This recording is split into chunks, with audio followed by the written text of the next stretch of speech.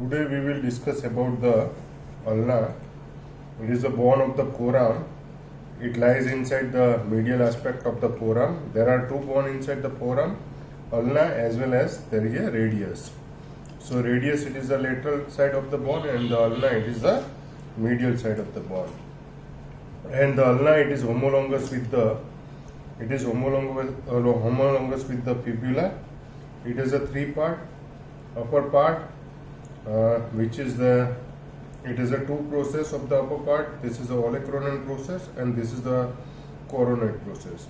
This is the shaft of the ulna and this is the lower part of the ulna. It is called the head of the ulna. And posterolaterally there is a one process. It is called the styloid process. It is called the styloid process. Now side determination. The ulna you have to put the upper part. There is a notch. You have to see there is upper and hook-like appearance, which is a concavity facing anteriorly. You have to keep. This is called the trochlear notch. You have to face anteriorly. It is a hook-like structure. It facing anteriorly, and there is a introosseous border. It is a very prominent border. This border it is the introosseous border. It is a prominent border. It lies laterally, or it is also called the lateral border. So on the upper part there is a one radial notch for the head of the radius. Here there is attachment of the head of the radius, it facing laterally. So the radial notch facing laterally, hook of the which is the concavity facing anteriorly. It is also called the trochlear notch. Coronoid process which is facing anteriorly. This is a coronoid process, and the styloid process which lies posterolaterally. So if I will keep this radius, this is the right side of the ulna, and you can see this is a introosseous membrane facing laterally. The trochlear notch lies into the upper part and it facing anteriorly. Coronoid process, radial notch facing laterally, coronoid process facing anteriorly, and there is a styloid process which is facing posterolaterally. If this ulna I will keep on the left side of my arm, then you can see here if it is my radial notch for the ulna facing on the medial side, so it should be facing on the lateral side. Also, if I will keep an introosseous border also facing on the medial side, but it should be on the which side? Lateral side. If I will keep on the lateral side, then what happens? So the trochlear notch comes on the back sides, so it should be anteriorly. So that's why it is the right side of the ulna. So this is the right side of the ulna. Now we will discuss about the olecranon process. This is called the upper part of the trochlear notch, which is called formed by the olecranon process. It has a phi surface. This is the anterior surface.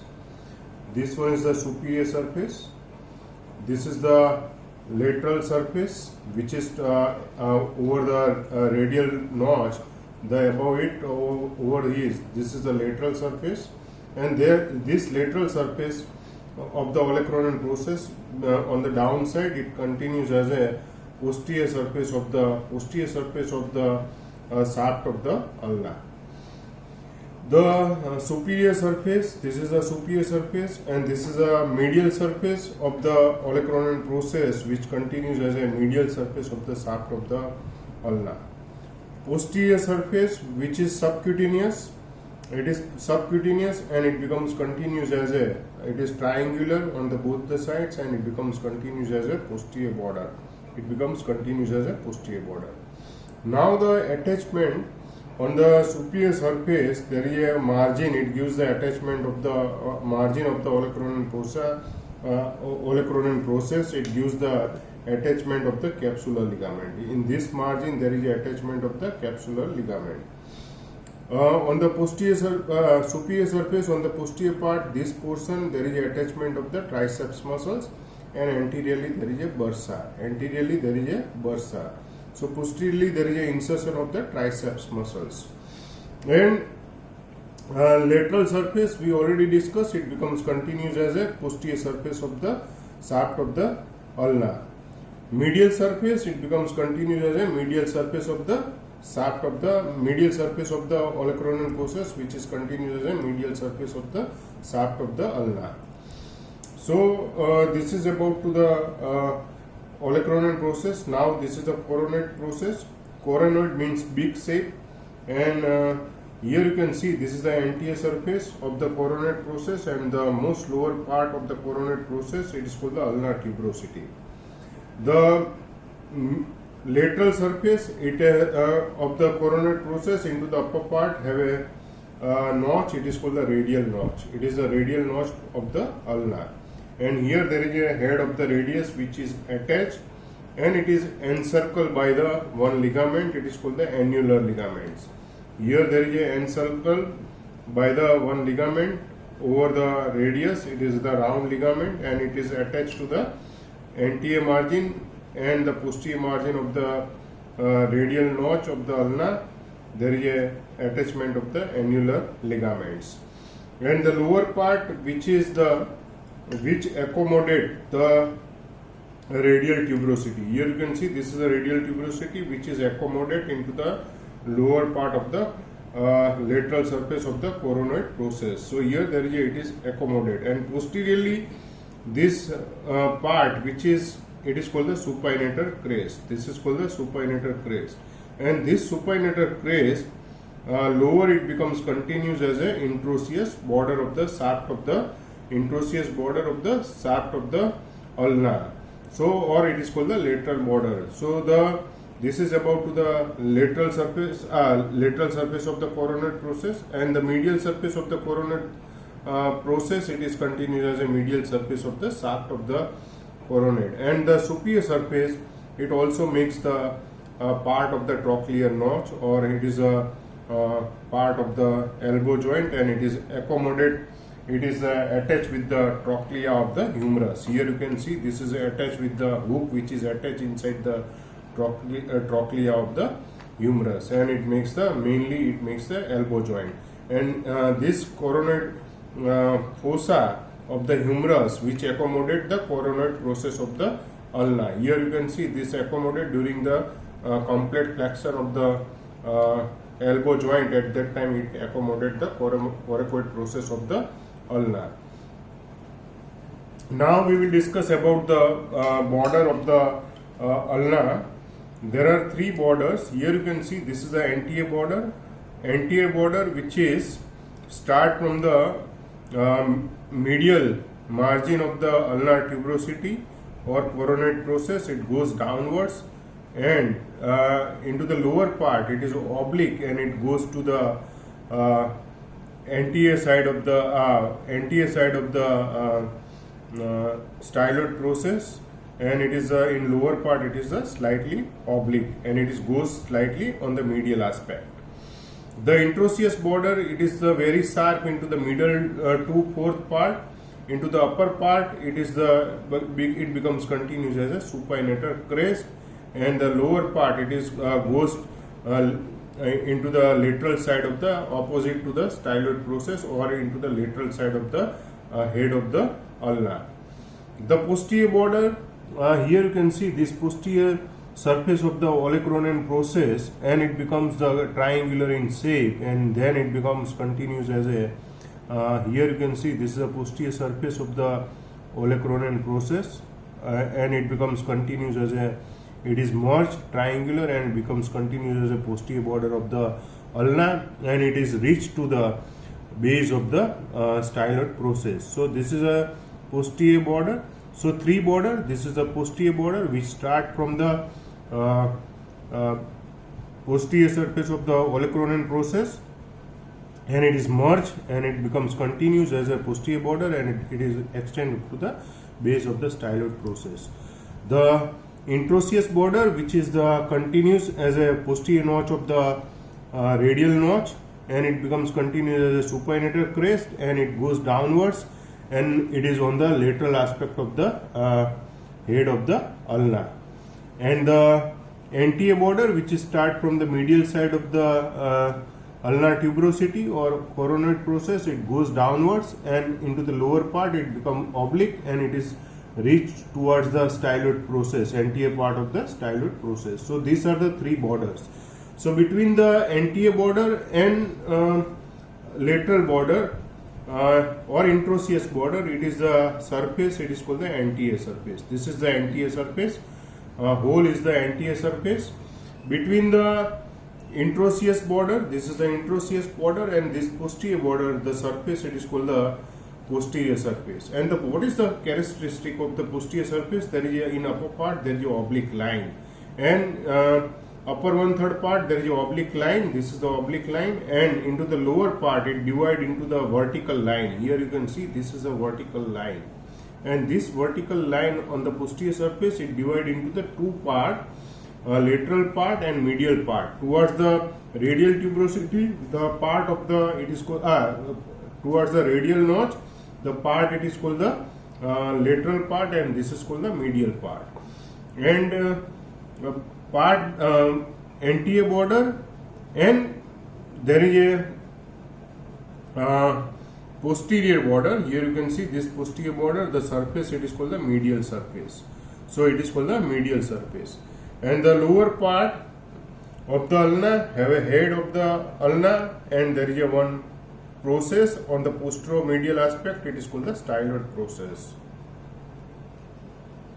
Now we will discuss the attachment of the ulna into the upper part. On the superior surface, on the posterior aspect, there is a insertion of the triceps muscles. There is a insertion of the triceps, and anterior aspect there is a bursa. On the coronoid process, there is a insertion of the brachialis muscles, mainly over the ulnar tuberosity. There is a insertion of the brachialis muscles. Ulnar head of the flexor deodorum superficialis and pronator teres, which is attached on the medial margin of the coronoid process. At this level, there is a attachment of the flexor deodorum superficialis and pronator teres. Both are attached on the medial margin of the coronoid process. Flexor deodorum profundus, which is attached to the upper 3/4 of the anterior and medial surface. Upper 3/4 of the anterior as well as the medial surface of the ulna, which is the attachment of the flexor deodorum profundus. Lower part, there is a oblique line, anterior border as well as the anterior surface. It gives the origin of the pronator quadratus muscles. In this portion, there is attachment of the pronator quadratus muscles. And here you can see this is the posterior border.